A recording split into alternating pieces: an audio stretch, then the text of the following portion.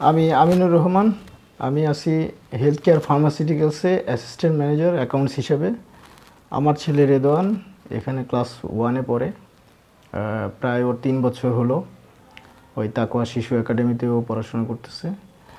প্রথম দিকে আমি যখন ওকে ভর্তি করাই তখন চিন্তা করতেছিলাম যে এমন একটা প্রতিষ্ঠানে ভর্তি করাবো যাতে বাংলা, ইংরেজি এবং আরবি 3টা সাবজেক্টই যেন পাশাপাশি হয়।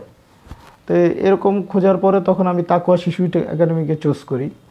চুজ করার পরে তখন এইটা আমাকে একজন বলল, বলার পরে আমি যখন এটা চুজ করি তখন আমার চুজ করার পরে আমি দেখলাম যে না, আমার যেটা আমি চাচ্ছিলাম আমার আকাঙ্ক্ষা অনুযায়ী এটা ঠিক আছে।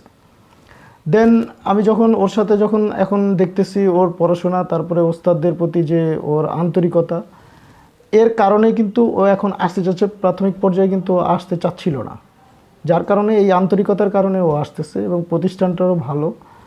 আমিও দেখি যে সব সব সুযোগ সুবিধা এইখানে আছে। তো সঙ্গত কারণেই আমি ওকে কিছু কিছু জিনিস মাঝে মাঝে আবার চেক করি যে ও পড়াশোনা কীভাবে করতেছে।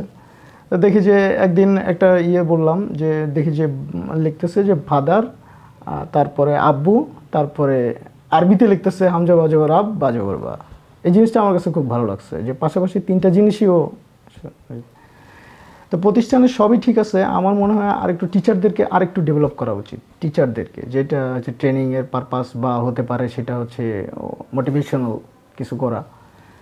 আর যেমন আমাদের আরও কিছু করতে পারে যে বাচ্চাদের বিভিন্ন ইভেন্ট থাকতে পারে, সেটা হচ্ছে খেলাধুলা হয় বাৎসরিক, কিন্তু আরেকটু চেঞ্জ করা দরকার, যেটা হতে পারে যে ফায়ার ফাইটিং বা দেখা যাচ্ছে যে ওই মোটিভেশনাল কোনো স্কিল, যেটা অ্যাবাকাস ট্যাবাকাস জাতীয়, এটা আরও করা যায়, এটা ভালো হয়।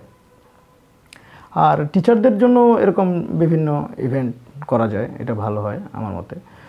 আর আরবি যেহেতু যে এটা যেহেতু মাদ্রাসার মতো, তো গার্জিয়ানদের জন্য এটা করা যায়। গার্জিয়ানদের জন্য যেমন কিছু কিছু জিনিস করা যায়, যেমন এই যে বয়স্কদের কোরআন শিক্ষা বা বয়স্কদের আরবি শিক্ষা, এরকম টাইপের কিছু করা যায়, এটা আমি মনে করি। তবে ভালো লাগছে, সব কিছু মিলে ভালো।